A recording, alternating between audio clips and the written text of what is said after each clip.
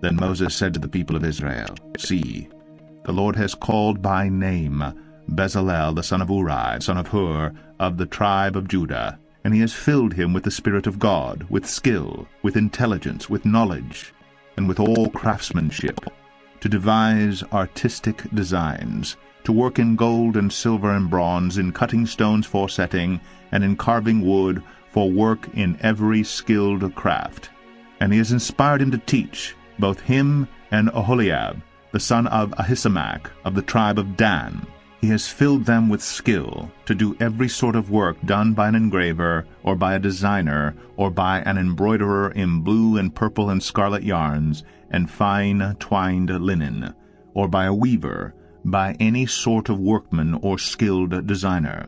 Exodus 36.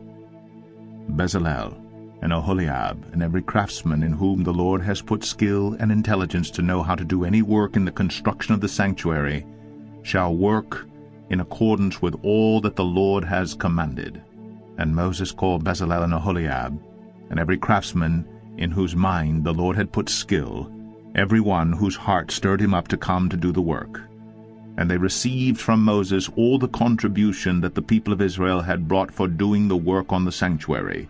They still kept bringing him freewill offerings every morning, so that all the craftsmen who were doing every sort of task on the sanctuary came, each from the task that he was doing, and said to Moses, The people bring much more than enough for doing the work that the Lord has commanded us to do. So Moses gave command, and word was proclaimed throughout the camp, Let no man or woman do anything more for the contribution for the sanctuary. So the people were restrained from bringing, for the material they had was sufficient to do all the work and more.